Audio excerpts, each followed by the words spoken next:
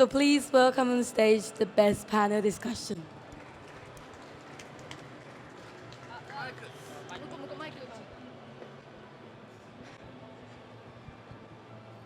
Should we sit in the same order?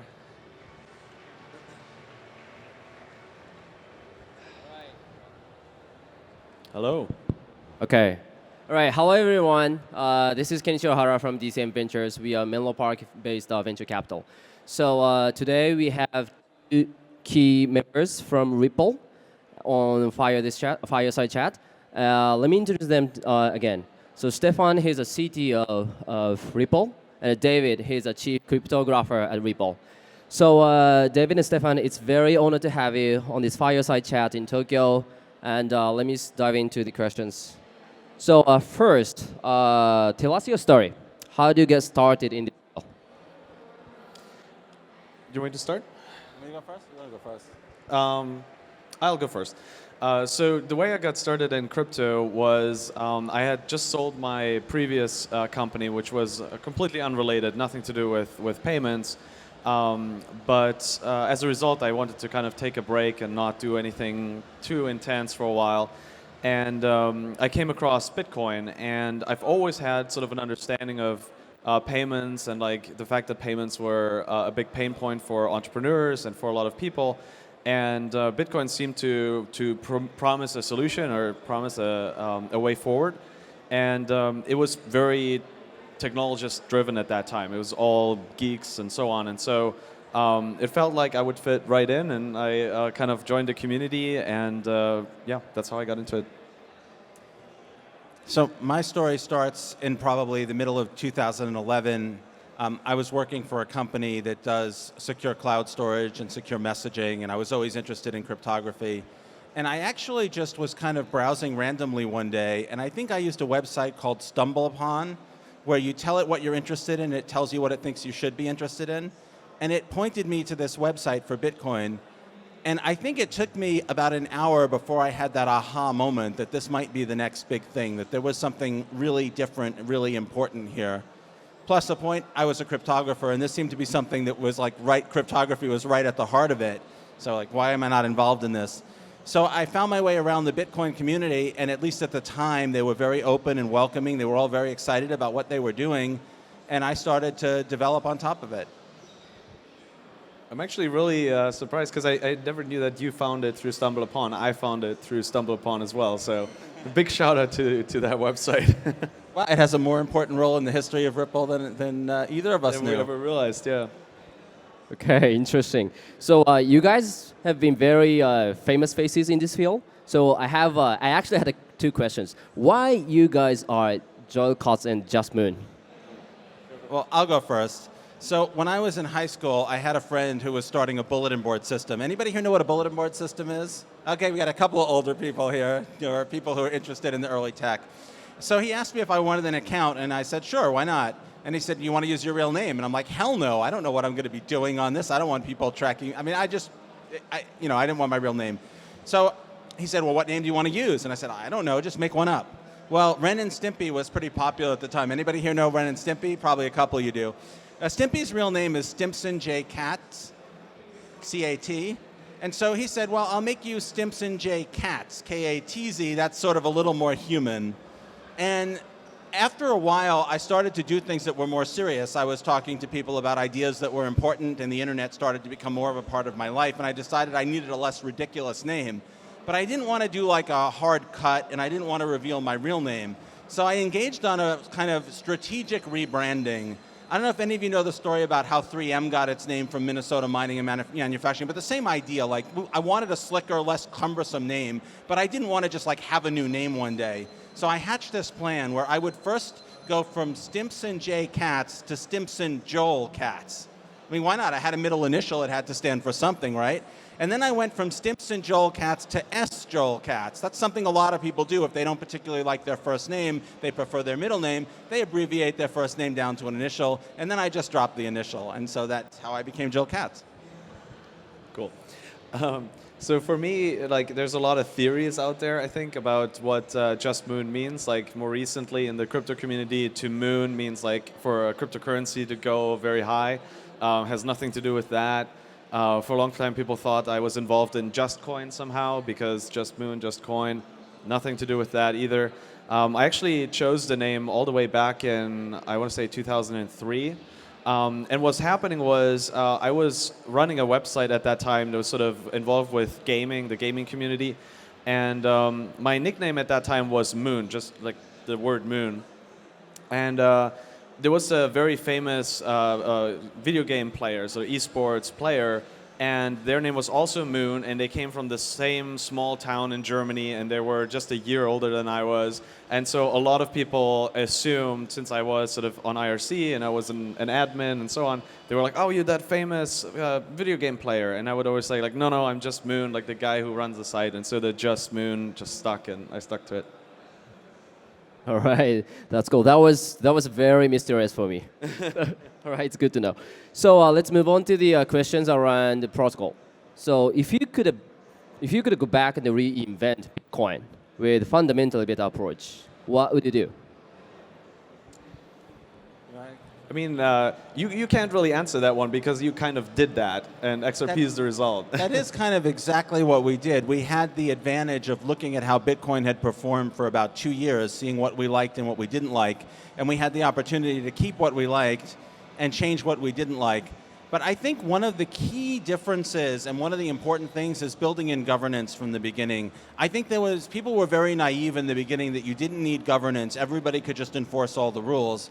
But I think Bitcoin has demonstrated on several different occasions, particularly when there are bugs. I don't know if any of you remember, there was a blockchain fork where humans had to decide which of two chains would win because the rules were a bit ambiguous, and human intervention was necessary, actual human consensus.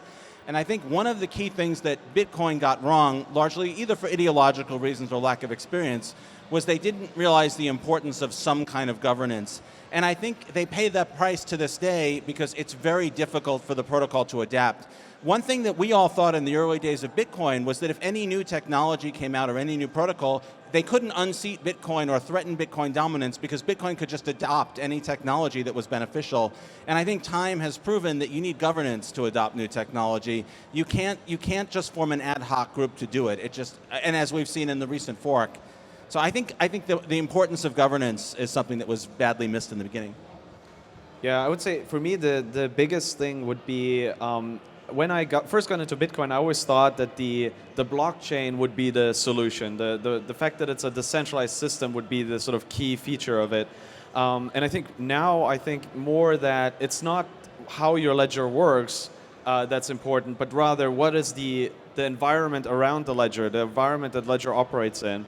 And so what we have today is we have all these like different siloed systems. So we have Visa, and we have MasterCard, and we have Swift, and we have Bitcoin.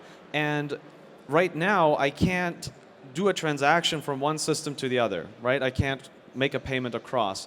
And so as a result, any system that has a lot of users can automatically charge a lot more money and can sort of be a little bit less efficient. People just have to deal with it because it's the only system that the person I'm trying to pay is actually on. And I think that's striking how different that is compared to the internet, where I could be on Wi-Fi network, or I could be on a wired connection, or maybe I'm on an airplane with a satellite connection. And it doesn't matter. I can still go to every website, and the website owner doesn't have to have separate servers for each of those different network standards that are all competing. And so what's missing, or was missing in the Bitcoin world, I think, was sort of this competition. Like if I don't like Bitcoin's proof of work, what do I use instead? If I don't like the economics, if I don't like the way the coin is issued, what do I use instead? And so I think what we've come to realize over the last couple of years is sort of what's important is creating a universal reach that touches every ledger so that people can choose the ledger they like the most. And then that creates competition, and that creates almost like it's like a meta feature, right? Rather than having features in the ledger that are important, it's almost a feature of the entire market, the entire economy. And we realized that that's so much more important because just decentralization doesn't really help lower fees. Bitcoin went up to $40 per transaction last year. So it's not the decentralization that helps you, it's the way the market works overall. Yeah, the idea that you can build one system that's so good that everybody will want to use it without any competition just doesn't seem realistic. Both because people legitimately want different things, they have different use cases and applications, but also because we're not smart enough to just build things out of like central command that are perfect. We need competitive pressure to spur innovation and to build things that are going to be better. Yeah, this is very interesting. So I have one more related question on that point. So in layman's terms, can you help us understand the difference between consensus and the proof of work? Sure. So the difference between consensus and proof of work, boy, it's kind of hard to put in layman's terms. It's even hard to put proof of work in layman's terms. But I think the key difference is that proof of work is a system. Well, let me talk first about what problem they're both trying to solve. They're solving the same problem, and that problem is not how do we know what transactions are valid, because we all know what transactions are valid. We test them for validity. The problem that we have is that a system like Bitcoin or Ripple or any cryptocurrency system can make forward progress in different directions that are both legal. So if I have one Bitcoin or one XRP or one Litecoin or one anything, I could decide to give it to you, or I could decide to give it to you. And something has to stop me from doing both of those things. That's really the problem that both proof of work and distributed agreement protocols are trying to solve. How do we decide which of those two transactions we're going to rely on? Because if we pick different ones, we have a problem. If he trusts that I paid him, and Stefan thinks I paid him, now we have a problem because we've either created two Bitcoins or someone thinks they have a Bitcoin they don't. Now, proof of work solves that problem in a way that's conceptually decentralized in the sense that anybody can mine, but it's functionally centralizing because someone will have the lowest price on electricity, someone will have the best mining hardware. It hasn't produced the actual decentralization that it promised to produce. And I think as far as distributing the currency initially, what really happens is people wind up getting Bitcoin, selling them, and using them to pay for electricity, which is value generated by the ecosystem proof of work is built on top of that doesn't go into that ecosystem. But I think also, if you want competition, proof of work really can't give it to you because you can't change the system. Let's say I want to compete with Bitcoin and I want to make some changes to it. The problem is if I can't incentivize miners to the tune of millions of dollars a day, I don't even have a secure network. So I can't even get through the door. What it does is it gives Bitcoin a sort of position as at the top and network effects because there's a giant moat around it. It's made it very expensive to compete with it. I don't think we want systems that get adoption because it's expensive to compete with them. We want systems that get adoption because they're the best. And I think one of the things that an agreement protocol like what we built for XRP can do is it can allow that competition. It doesn't require you to incentivize miners. It allows you to just basically choose people who will put transactions in order. And if they don't do a good job, you just change who you choose. So it's a much simpler solution to a very limited problem. And I know there's a lot of heat in the community about how proof of work is so much better. Remember, the only thing that we're doing is if you have two valid transactions received at about the same time, we're deciding which one to execute first. That isn't even something that we should really care about. Like, we should care about the properties of the system. We should care about what's a valid transaction, what's the utility of the token. There's no reason conceptually that we should really care how we solve the double spend problem so long as we do. To build a moat around it and to sort of suck millions of dollars a day of value. The Bitcoin system, the Bitcoin community, the users of Bitcoin, whether they're speculators or whether they're using it for payment, they are creating all the value that's going to electric companies and ASIC manufacturers. Let's not have illusions about that. If that money didn't go to ASIC manufacturers and electric companies, it would still be in the Bitcoin ecosystem. It could be funding Bitcoin development. It could be raising the value of Bitcoin. So I think people should have their eyes open about the downsides of proof of stake. That said, I like Bitcoin. I'm not anti-Bitcoin. I think there is certainly room for a proof of stake system and proof of work system, and they certainly solved an important problem. But I think we should be realistic about what that technology has actually given us and not just pretend that it's absolutely perfect because we would like it to be. Yeah, I can't compete with that level of detail, but I will give my attempt to put it in layman's terms. I would say, in proof of work, you're essentially choosing a puzzle, and then you assume that the people that can solve that puzzle efficiently won't collude with each other. In consensus, what you do is you choose people that you believe won't collude with each other. So in terms of the pros and cons, the main pro that proof of work has, in my view, is that it's automated. I don't have to make a manual decision. The assumption is, the automatic decision will be good enough. In something like consensus, I actually have to configure how my validator works and who it's going to listen to. And so I get a lot more control and potentially more security if I make a good choice, but I also have more of an opportunity to shoot myself in the foot.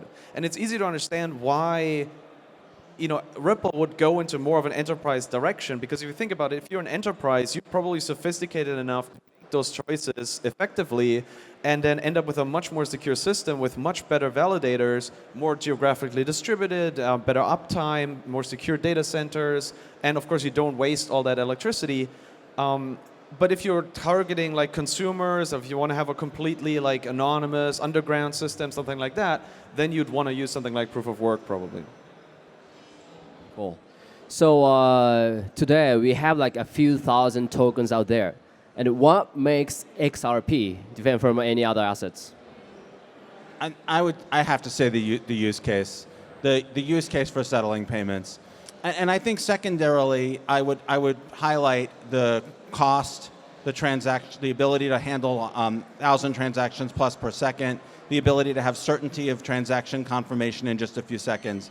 If we're going to have a competitive marketplace where people can use the system that works best for them, those kinds of characteristics are going to be extremely important. And I think also there's, to some extent, network effects are certainly undeniable. You want to use the thing that other people are using. And I mean, XRP is certainly not number one in that regard, but we're not far behind. So I think of the tokens that you could realistically use, the speed and performance. I think I'd also have to highlight some of the additional features of our ledger, which not a lot of people know about, but it has a lot of advanced features to provide for security that that competing systems typically don't have. Like, I'll give you one example. Let's say I had a Bitcoin address that I had publicly announced to people. I said, hey, you want to send me money, send it to this Bitcoin address. And let's say I don't want to deal with the Bitcoin system. I just want to let Stefan turn that into dollars and deposit into my account. What I have to do is I have to give Stefan my private key. There's in practice no other way I can let Stefan manage it. And now let's say I don't want to use Stefan anymore. Maybe he's charging more than I'm willing to pay. He has a competitor who's charging less. What do? I have to go to all the people I've given the Bitcoin address to and give them a new one, or I have to give somebody else the secret key that Stefan also has. It's a real management problem. The XRP ledger has key rotation and multi-sign built in, and you can change the properties of your account without having to move your funds or changing the address that people send money to. We have a distributed, decentralized exchange. It's the largest one on the planet, about the equivalent of about 300 million Japanese yen a day in volume on this decentralized exchange. You can create arbitrary assets on the ledger. So I think if you look objectively at the advantages and the features that we have, I think you definitely see the advantages of building on the XRP ledger and using XRP as an asset. Yeah, I totally agree with that. And I think the thing I would ask people to do is not to focus on just the asset and the properties of the asset, because it's kind of like the entire payment solution is like a machine, and the digital asset itself is just one screw in that machine. And yeah, you're relying on that screw somewhere in the operation of that machine, but it's part of a whole, So if you're just looking at the asset, and even if you're just looking at the properties of a distributed ledger, you're kind of missing a lot of other things that need to go into making this a viable solution. So when you saw David present earlier, he mentioned this product called XRapid. And so there's all kinds of parts to XRapid that involve, the rule set that a bank might use to move payments through a digital asset, the support that our customer support team provides to the bank, the guarantees for FX rates that a market maker might provide, all those kinds of things, they all come together to then create something useful that a company could use to move payments around. And so I would say the biggest strength of XRP, and that's kind of how you started out your answer, is it has a clear use case and an entire solution built to solve that use case. I think one of the biggest things that you're going to see is broader adoption, a broader set of validators. You're going to continue to see the security that you've seen, the performance that you've seen. Those things are probably not going to change. But I think the biggest thing is decentralization.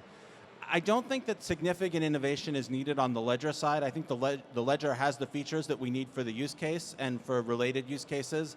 And I think that there's sort of a downside to innovation for innovation's sake.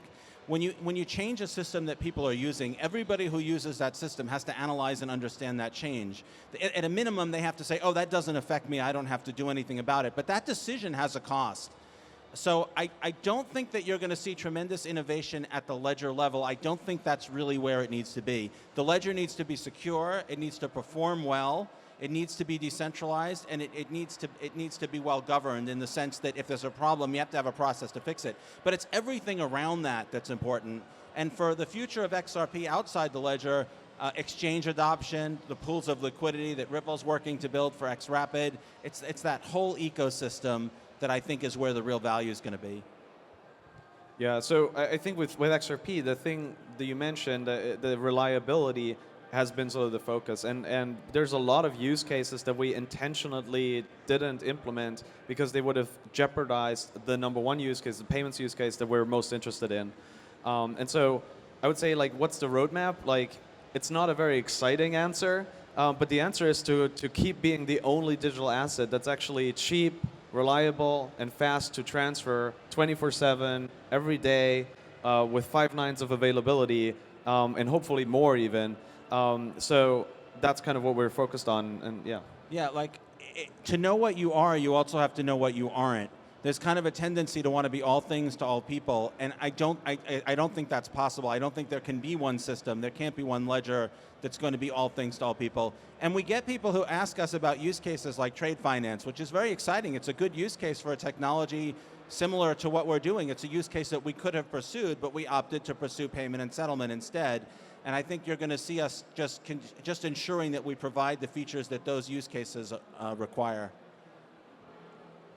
So yeah, there are many Ripple developers here in Japan. So tell us the tech roadmap for XRapid and ILP and other products.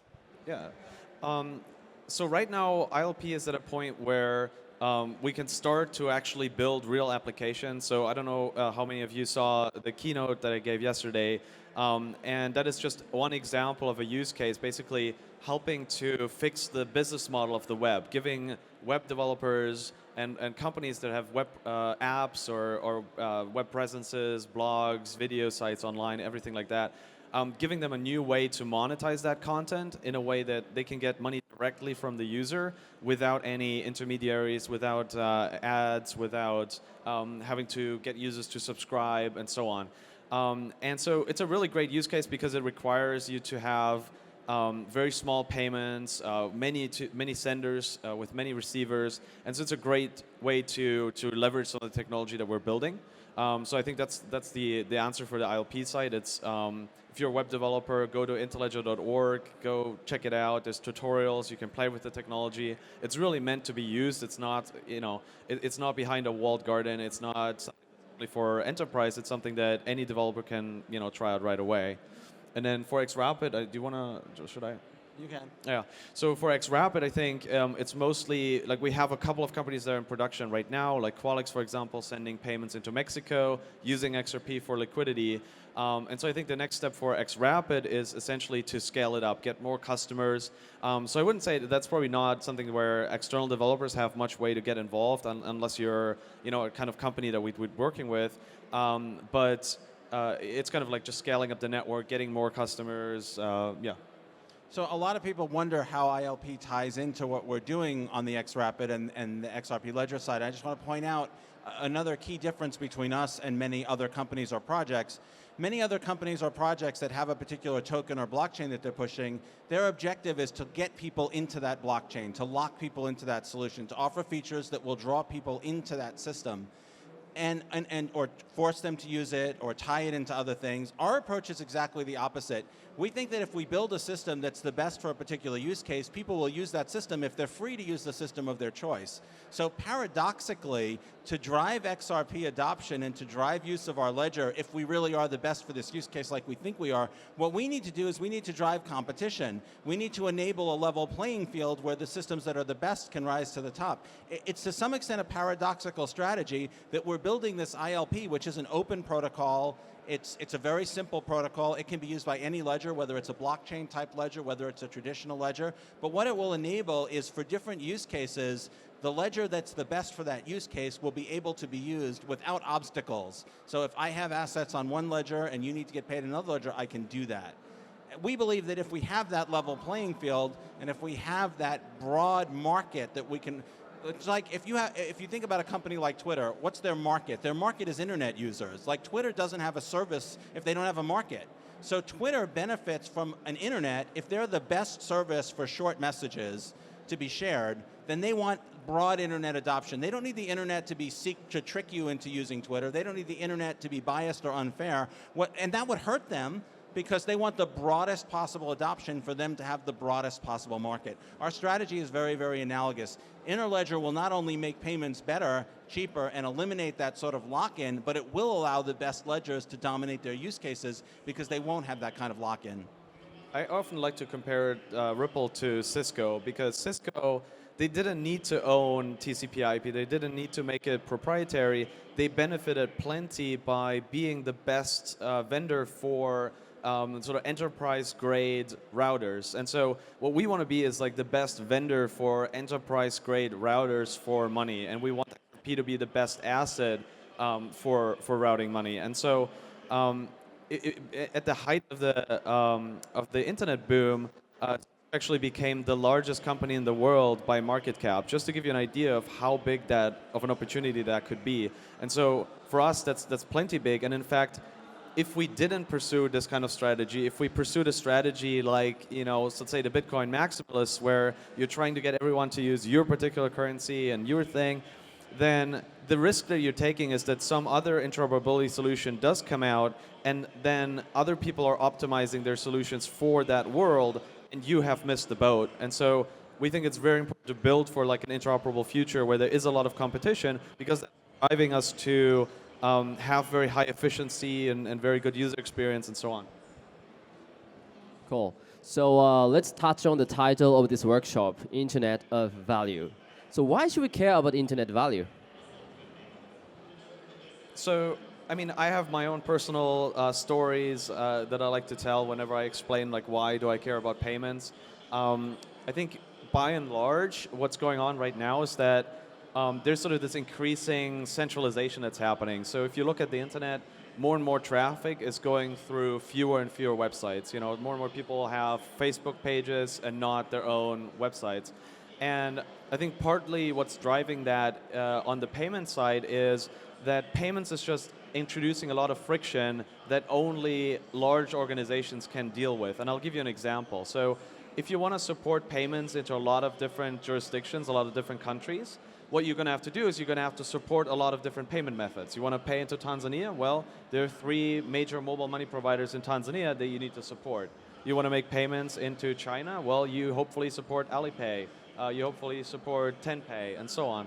And so for every market, every country, there's different payment methods they have to support. And so a company like Amazon, they employ 300 engineers that their entire job is to maintain these different API integrations. But if your entire company is just 10 engineers, you can't do that, And so I think what something like the Internet of Value could do is it could really make smaller scale business, and I mean that both in terms of the size of an organization, but also in terms of the size of the individual interaction that you're doing, effective or efficient enough to be viable. And so you could have a return of small businesses, you could have smaller transactions like I'm paying for one blog post, I'm paying for one YouTube video that are not really viable today. So I'm very excited about the scale that you can achieve when you bring down transaction costs. And again, the inspiration coming very much from the internet, where all the internet really did is make information so cheap that information exchange so cheap that you could send very small amounts of information all the way across the world and have that be efficient enough to be viable. And so the same thing for money could be incredibly powerful in terms of like enabling new business models. And I think what we see first when we have a new technology that's potentially revolutionary is how we can do the things that we're currently doing better. But I think over time we get to the phase where we start to discover new things that we couldn't do before. And I think what's exciting is that we're not in that phase yet. One of the analogies that I use a lot is email. Like if we had just come up with email and we said, what's the market for email? What's the use for email? We would probably say, well, there's postal mail. And a lot of postal mail, you need a physical object. If I order some goods, I need the physical object. If it's a very personal letter that's handwritten on beautiful stationery, like I need the physical object. That sounds silly to say today, but that's what people would have said when email came out. And they said, maybe if email takes over the world, maybe you could capture the 60% of postal mail where physical delivery is not essential. But of course, that completely misses the point of email, right? The point of email is that we use email for things that we would never even imagine using postal mail for. Computer programs send emails to each other. They're not going to write each other letters. What I think is super exciting is that we have this, micropayments are a good example. Like micropayments are just not viable today. So what are the use cases, the things we don't do today because we don't have micropayments? And we don't know. Like you try to think of them and it's very hard. What would happen if it cost what if a payment was as cheap as like a DNS request, as pulling up a web page? If you could make payments without even thinking about it, and you would probably automate them so that you would make payments for things that you were willing to pay for. I mean, we can think of obvious use cases like my phone could pay for Wi-Fi as I travel around the world. Not super exciting, but you know. But what the use cases that I think are going to be super exciting in the next 10 to 20 years are the ones that we can't think of, the things that become possible because we have these technologies that we haven't had historically. Yeah, and someone who thinks of one of those ideas is going to make $1 billion. So maybe one of you, I don't know. Great. So the final question. So we have lots of Ripple developers here, and you are building multiple products. So how can developers get more involved in your project? So right now for IntelliJ, best step is to just go to intellij.org. There's a couple of tutorials on there. We also, if you are a developer and you're interested, we have a little mini hackathon tonight. So if you want to know more details about that, you can come find me after the talk, either here or back at the Ripple booth. And yeah, there's a chat room, there's a community group, a mailing list. All of that you can find on intellij.org, and you can get involved, and we'll be around to answer questions and help you get started. And also, if you want to develop on top of the XRP ledger, take advantage of direct XRP payments, issuing arbitrary assets, and so on, all of the development documentation is available on Ripple's website. Great, it's an honor to have you on the Fireside Chats. So right now, I'm going to open up the questions to the audience. So if you have any questions, it's free to ask.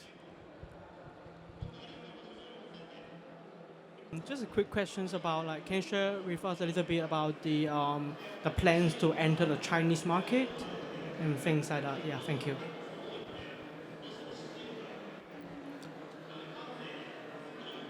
So right now we haven't made any major announcements about the Chinese market. We've been working with a few partners in that area.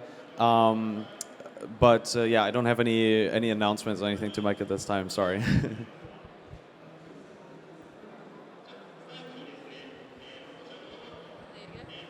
Hello, can you hear me? I have two questions. One, could you tell us about your hiring requirements? What kind of people are you trying to recruit, and what kind of skill sets are you looking for? That's my first question. Well, thank you for that. Thank you for giving us an opportunity to kind of pitch our recruiting. So we currently have 220 full-time employees. We have offices around the world. We're headquartered in San Francisco.